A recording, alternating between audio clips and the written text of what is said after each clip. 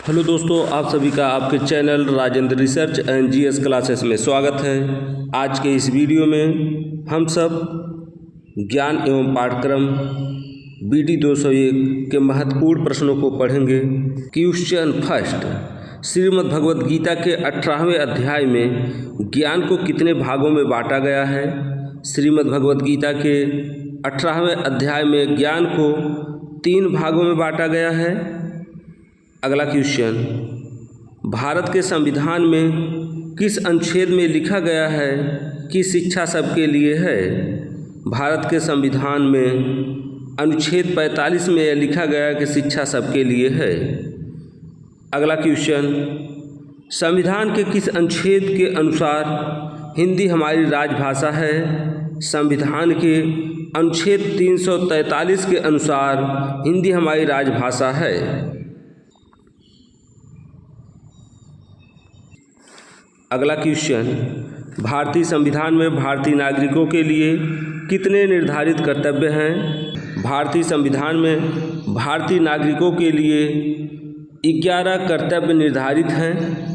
अगला क्वेश्चन, यथार्थवादी विचारधारा का जन्म कब हुआ था? यथार्थवादी विचारधारा का जन्म 17वीं शताब्दी में हुआ था। अगला क्वेश्चन, पियाजे ने बालक के ज्ञानात्मक विकास के अध्ययन के विषय में कितने वर्षों तक अध्ययन किया? पियाजे ने बालक के ज्ञानात्मक विकास के अध्ययन के विषय में 50 वर्षों तक अध्ययन किया।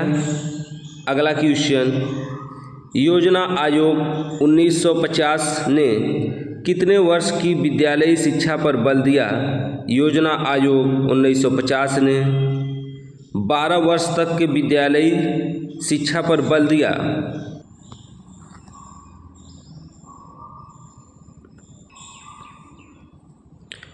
अगला क्वेश्चन, प्रारंभिक शिक्षा होती है। प्रारंभिक शिक्षा कक्षा 1 से 5 तक होती है। अगला क्वेश्चन, प्राथमिक शिक्षा कितने वर्षों तक बालकों के लिए गुणात्मक रूप से आवश्यक है? प्राथमिक शिक्षा 14 वर्ष तक बालकों के लिए गुणात्मक रूप से आवश्यक है। अगला क्वेश्चन, राष्ट्रीय पाठ्यक्रम संरचना शिक्षक शिक्षा 2009 को कितने अध्यायों में विभाजित किया गया है? राष्ट्रीय पाठ्यक्रम संरचना शिक्षक शिक्षा 2009 को 6 अध्यायों में विभाजित किया गया है। अगला क्वेश्चन, 2 वर्ष की आयु तक के बालक के पास कितने शब्दों का भंडार होता है? 2 वर्ष की आयु तक के बालक के पास 270 शब्दों का भंडार होता है। अगला क्वेश्चन, यथार्थवादियों ने पाठचर्या में लगभग कितने विषयों को स्थान दिया है? यथार्थवादियों ने पाठचर्या में लगभग 25 विषयों को स्थान दिया है। अगला क्वेश्चन, राष्ट्रीय पाठचर्या 2009 के अब तक कितने प्रारूप जारी हुए हैं? राष्ट्रीय पाठचर्या 2009 के अब तक 5 प्रारूप जारी हुए हैं। अगला क्वेश्चन, ब्लूम के अनुसार शिक्षा के उद्देश्य कितने प्रकार के होते हैं?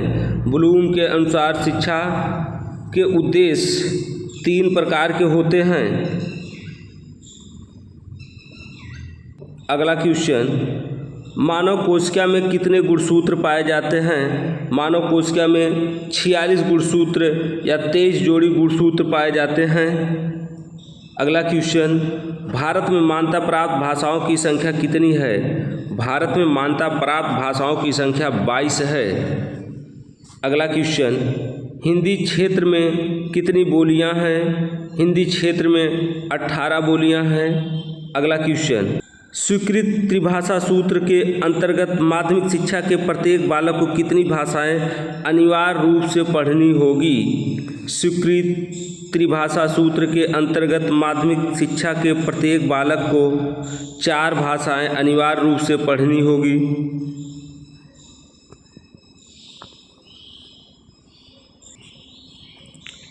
अगला क्वेश्चन, विद्यालय में कितनी भाषाएं पढ़ाई जाए? विद्यालय में 4 भाषाएं पढ़ाई जाए। अगला क्वेश्चन, भाषा शिक्षण में व्याकरण के कितने स्वरूप होते हैं? भाषा शिक्षण में व्याकरण के 3 स्वरूप होते हैं। अगला क्वेश्चन, विद्वानों ने लेखन शिक्षण की कितनी प्रणालियों को स्वीकार किया? विद्वानों ने लेखन शिक्षण की 2 प्रणालियों को स्वीकार किया। अगला क्वेश्चन, बैलार्ड ने मातृभाषा को कितने भागों में विभाजित किया? बैलार्ड ने मातृभाषा को 2 भागों में विभाजित किया। अगला क्वेश्चन, राष्ट्रीय पाठचर्या रूपरेखा 2005 को कितने अध्यायों में बांटा गया है?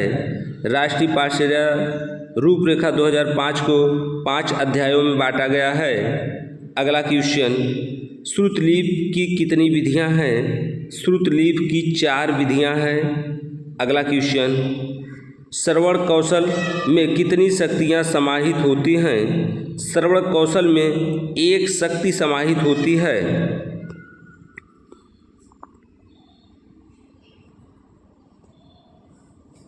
अगला क्वेश्चन, ज्ञान प्राप्ति के कितने स्रोत होते हैं?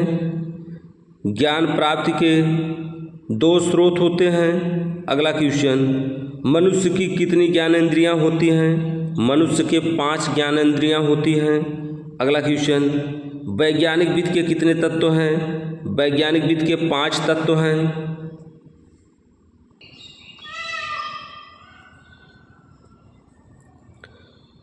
अगला क्वेश्चन, मूल पाठ्यक्रम में कितने अनिवार्य विषय पाए जाते हैं?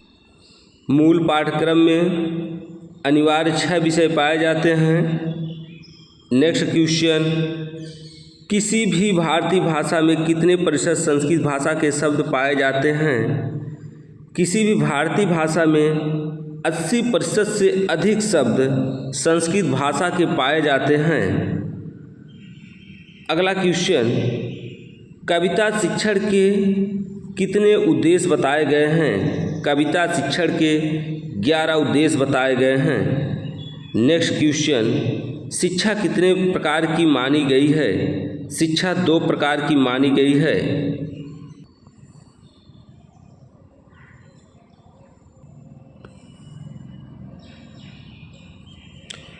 अगला क्वेश्चन, खेल संबंधी कितने सिद्धांत हैं? खेल संबंधी 5 सिद्धांत हैं।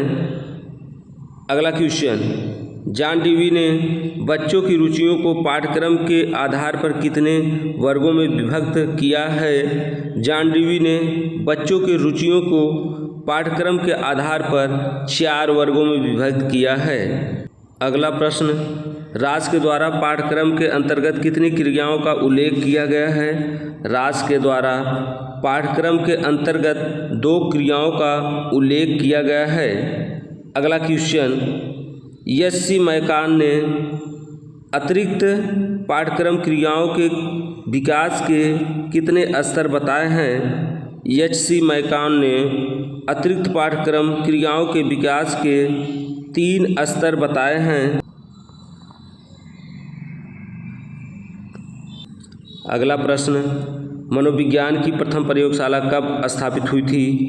मनोविज्ञान की प्रथम प्रयोगशाला 1879 ईस्वी में जर्मनी में स्थापित हुई थी। अगला प्रश्न, सूक्ष्म शिक्षण का प्रारंभ स्टैनफोर्ड विश्वविद्यालय में किस सन में हुआ था? सूक्ष्म शिक्षण का प्रारंभ स्टैनफोर्ड विश्वविद्यालय में 1961 ईस्वी में हुआ था। अगला प्रश्न, किस सन के पश्चात पाठ्यक्रम विकास पर पुनः विचार किए गए? सन 1965 ईस्वी के पश्चात पाठ्यक्रम विकास पर पुनः विचार किए गए।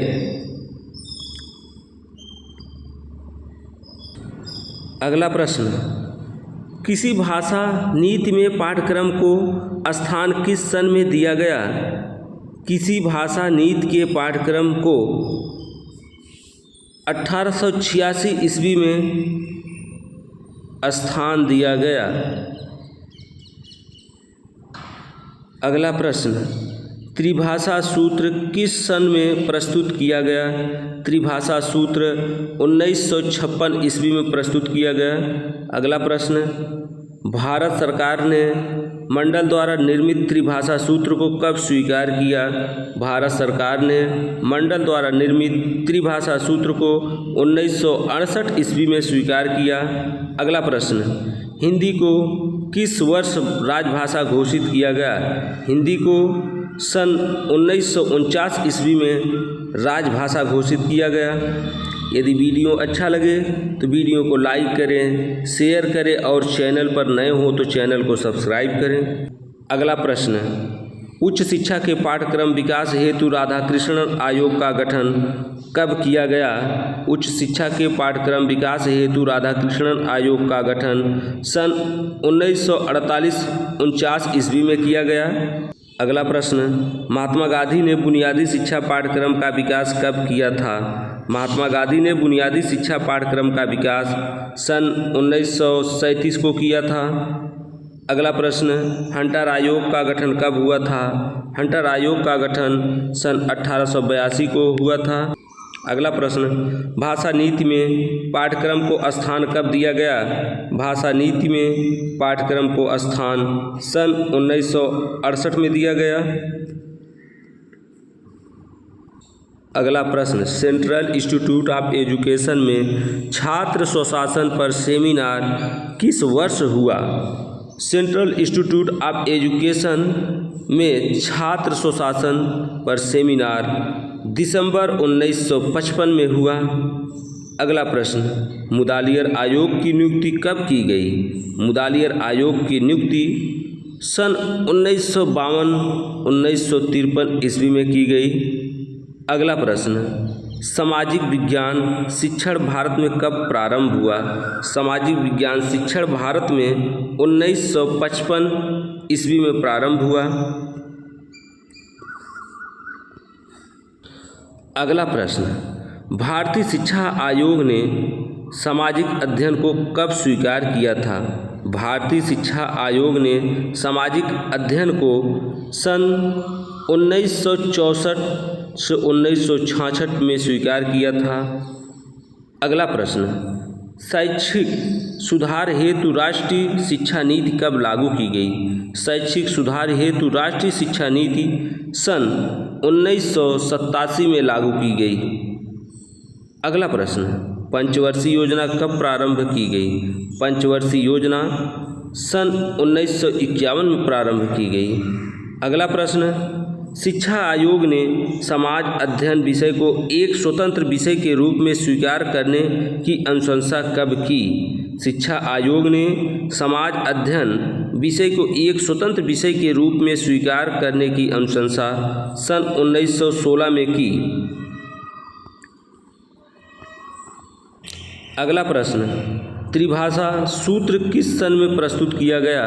त्रिभाषा सूत्र सन 1968 में प्रस्तुत किया गया। अगला प्रश्न, NCERT की स्थापना कब हुई थी? NCERT की स्थापना सन 1961 ईस्वी में हुई थी। अगला प्रश्न, SCERT उत्तर प्रदेश की स्थापना कब हुई थी? SCERT उत्तर प्रदेश की स्थापना सन 1981 ईस्वी में हुई थी। अगला प्रश्न, NCFTE कब प्रकाशित हुई? NCFTE सन 2009 में प्रकाशित हुई।